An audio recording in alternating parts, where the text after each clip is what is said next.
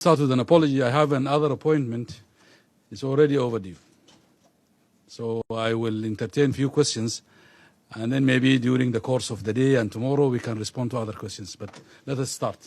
Who want to go first? لا العربية احنا تكلمنا معاك كثير. خلينا باسم مراسلي الأمم المتحدة نرحب بك السيد رئيس الوزراء باسم هيئة مراسلي الأمم المتحدة، وشكرا على هذا اللقاء.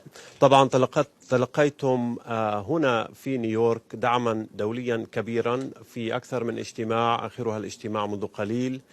هل ستتم ترجمة هذا الدعم السياسي من خلال إجراءات عملية، خصوصا أنكم تواجهون مسألة يعني عقوبات، وأن السودان لا يزال على لائحة الدول الداعمة للإرهاب من جانب الولايات المتحدة؟ شكرا.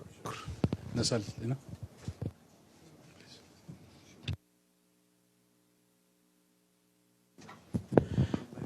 I will ask the question maybe in English and بالعربي. Okay.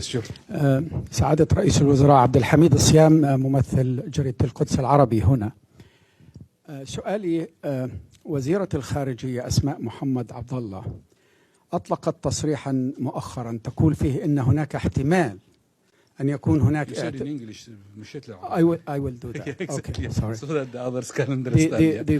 The new foreign minister of Sudan, Asma Muhammad Abdullah, issued a statement recently saying that the possibility to recognize the state of Israel is there.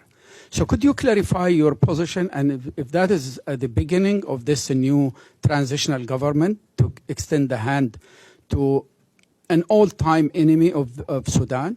Thank you. Thank you very much. Yes, please. Thanks. I'll make it quick. Did you have a chance to meet any American officials this week about delisting Sudan from the State Department's list of state sponsors of terrorism, and did you make any progress in that? Let me take a female voice here, please. Thank you. My name is Ibtisam Azim from Al Arabi Al Jadid newspaper. My question is, the Secretary General today in the high-level meeting said we need to be aware of the enormous challenges that Sudan faces and enormous support that will be required to allow those challenges to be overcome, and for the country to be able to create a new future that is the future of democracy, a future of prosperity, and a future of justice and human rights. How do you want to assure to get there, given the fact that many Arab countries, after their revolutions, were not able to get to that stage? How do you think you want to make sure that you don't have the same path that the Arab countries have? Thank you. Question. Maybe here in the front row. Thank you so much. Concerning Sadd al-Nahda, or the Nahda Dam in Ethiopia, are you in consultation now? Are you going to restart the negotiation with Ethiopia about this Sadd al-Nahda with Egypt?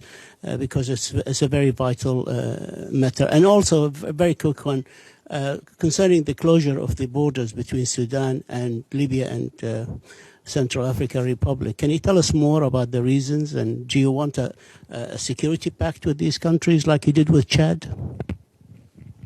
Thank you very much. I'm really sorry. I would have entertained more questions, but because of the time, you could appreciate this. Let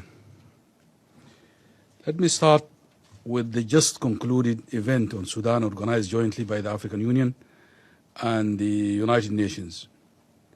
We are extremely delighted and happy that we could never ask for more in terms of support. Speaker after speaker reiterated their support to the Sudanese cause, aspiration and hopes. What is left in this, we hope those words that express the support will be translated into actions and deed. And I think we would expect that from the international community. I think Sudan coming back to the normal situation and the dawn that happened in the country rightly should be rewarded with this. On the issue of our foreign policy and the pronouncement by the foreign minister, as I said, in the meeting, Sudan will be hoping to have a foreign policy that is precisely driven by our national interest, non-interference in other people's issues, and based on Sudan interest first, second, and finally. On the meeting with the Americans on the state sponsoring terrorism, coming to the General Assembly provided us with a huge opportunity to meet with many leaders in the American administration. We had very useful discourse and discussion on the issue of state sponsoring terrorism list. We hope as we move forward, we will be able to conclude, and very soon, an agreement that would allow Sudan to be delisted. As I said earlier, this is key to anything we do. It will be an important issue in addressing debt issues, in addressing investment, opening the country, and all that. And I think with the expressed support by the international community, by everybody, I am sure our friends in America are listening, and we would expect precisely that the Sudan people should be rewarded with their name being removed. As I said earlier, the new Sudan that is upholding human rights, good governance, democracy, is not a threat to any nation in the world. And we would be expected to be rewarded for that. On the issue of the Secretary General talked about enormous challenges facing Sudan. I think we ourselves, we recognize that. Yes, it's a huge change. It's created so many hopes. But we are the first to recognize that there are so many challenges ahead of us.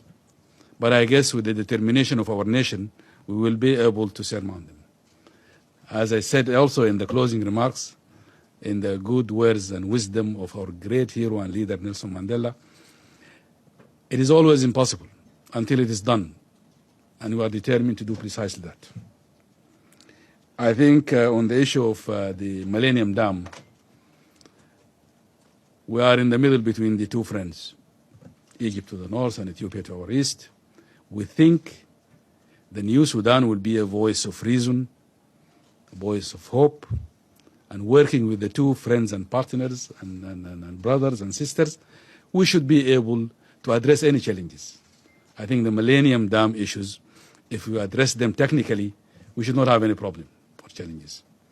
Aspirations, the interest of both countries, whether it's generation of electricity from Ethiopia or the issue of water in Egypt, which is very serious, and we know the concerns of our brothers and sisters in Egypt, should be addressed. And I think we will be able, being in the middle of the two, to bring that voice of reason. Lastly, and I think, but not least, the issue of the borders and all that. I think the new Sudan will be again a force for hope, for peace, and we will do our fair share in bringing peace and stability to the countries you mentioned. Libya as a friendly country, we share a lot of May I ask you about the probe that you announced? We will also look at the Central Africa and all that. We share a lot there, and Sudan will be able to address this. Thank you so much. May I ask the future probe that you announced? One more question about the American. Can I ask you a question? Future of Omar al-Bashir, can you address that, Prime Minister? The future of the former president.